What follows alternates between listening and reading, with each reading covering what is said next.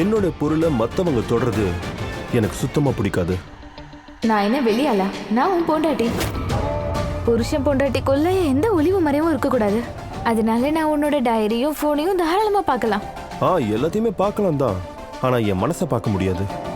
புரிஞ்சுதா உனக்கு? அப்புறம் இந்த புருஷன் பொண்டாட்டி விளையாடுறது உனக்கு ரொம்ப பிடிக்கும்ல, நீ விளையாடிக்கிட்டே இரு. அதனால எனக்கு ஒன்றும் ஆக போறது இல்லை. ப்ளீஸ் கொஞ்சம் இந்த பக்கம் வரியா? நான் தூங்கணும்.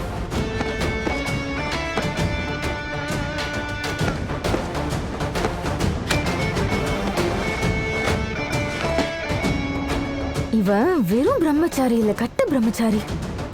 எப்ப பார்த்தாலும் கடுகடுன்னு தான் பேசுறான்.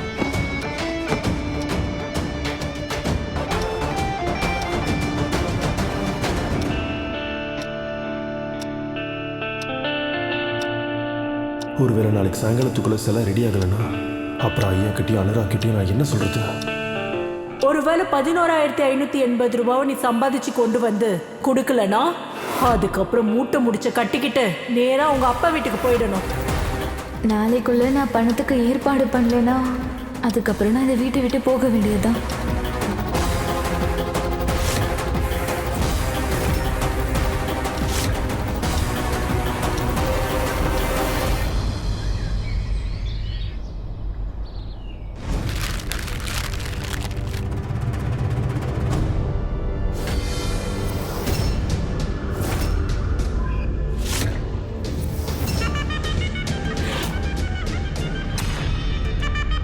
ஆமா, எங்க கிளம்பிட்ட? அப்பா அது வந்து நான் கோயிலுக்கு போறேன்ப்பா.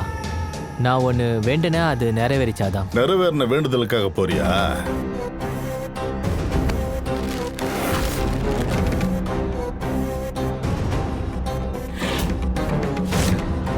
அது இஷாவோட ஃபேவரட் சாப்பாடோடையா?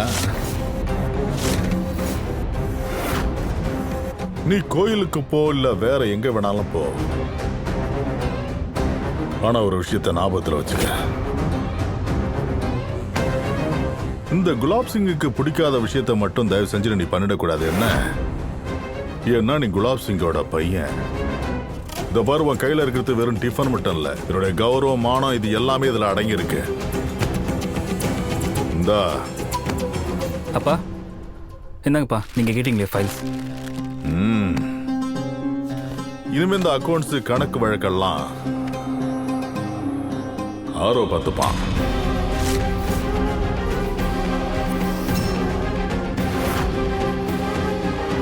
ஆனா அப்பா, நான் அக்கௌண்ட்ஸ் எல்லாம் நல்லா தானே பாத்துக்கிறேன். இனிமே இவன் பார்த்துப்பான். அனுராக், இன்னும் கொஞ்ச நாள்ல நீயும் ஒரு குழந்தைக்கு அப்பாவை போற.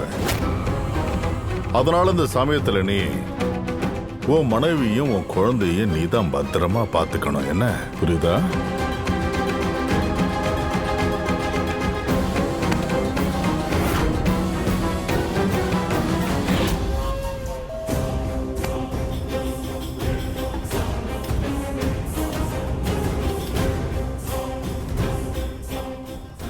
ஆரோவுக்கு உடம்பு சரியில்லாதப்போ இதெல்லாம் பார்த்துக்கிட்டது நான் தான்ப்பா.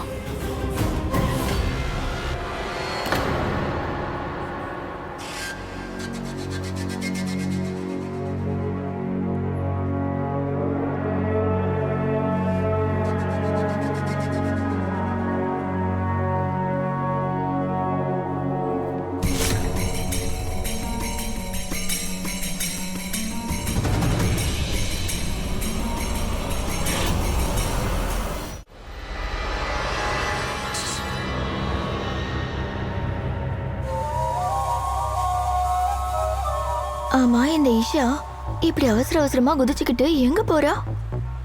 ஒருவேளை அவளுக்கு வேலை கிடைச்சிருச்சா? இங்க பாரு, எல்லாருக்கும் ஈஸியா வேலை கிடைச்சதுன்னா அப்புறம் இந்த ஊர்ல இருக்கிற எல்லாருமே வேலைக்கு போயிருப்பாங்க. அப்படி கிடைக்காதனாலதான் இந்த டீ கடையை வச்சு நம்ம பாத்துக்கிறோம். சரியா சொன்னீங்க, இவளுக்கு கண்டிப்பா வேலை கிடைச்சிருக்காது.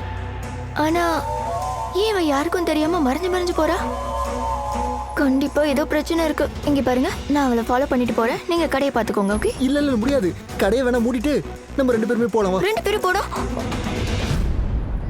இங்க பாருங்க, நீங்க கடையை மூடிட்டு வர்றதுக்குள்ள இந்த தங்க புறா இருக்குல்ல, அப்படியே பறந்து போயிடும். அதுவும் இல்லாம கடை மூடி இருக்கிறது அத்தை பார்த்தா கோவப்படுவாங்கல்ல, அப்புறம் என்ன கூப்பிட்டு வச்சு திட்டுவாங்க. நான் சொல்றது சரிதானுங்க. Yes yes your always right. நீ என்னைக்குமே போய் சொல்ல மாட்டே. நீ சொல்றது எல்லாமே கரெக்ட் தான். நீ ஒரு வேலை பண்ணு. இப்போ நீ கிளம்பி போய் அந்த பறவையை பார்த்துக்கோ. நான் இந்த கடையை பார்த்துக்கிறேன். போ போ போ போ போ. All the best. ஏய் அனுராக், அப்பா நீ ஒரு சிலை சொல்லியிருந்த இல்லையா, அது வந்துருச்சா? இப்போ செக் பண்ணுறப்பா. போ போ. மருமகளே, அட இந்த வேலையெல்லாம் நீ பார்க்காதம்மா. மேல போய் இன்னைக்கு நீ பிரமாதமா ரெடி ஆகி வரணும். இந்த பார்ட்டி நம்ம வம்சத்தோட வாரிசுக்காக கொண்டாடப்படுது. ஆ? நல்லா இருமா.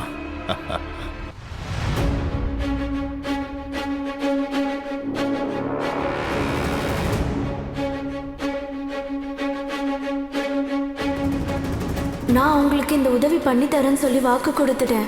ஆனா இந்த பார்ட்டிக்கு சூரஜ் அண்ணா வருவாருன்றத நான் எப்படி மறந்தேன்?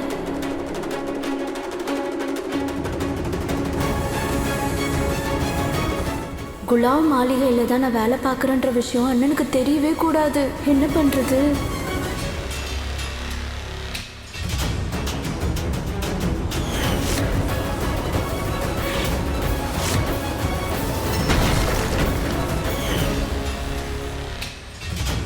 அனுராக் அண்ணனும் ஐயாவும் சிலையை பற்றி கேட்டால் நான் இப்போ அவங்களுக்கு என்ன பதில் சொல்கிறது? இந்த பிந்தியா இருக்கலே அவன் ஃபோனே பண்ணல. சரி நானே பண்ணி பார்க்குறேன்.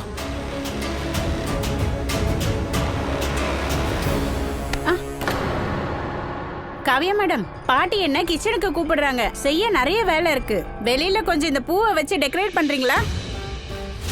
என்னால வெளியே போய் டெக்கரேட் பண்ண முடியாதுன்னு எப்படி சொல்ல முடியும்? அப்படி போனாலும் சூரஜ் அண்ணா என்னை பார்த்துருவாரு.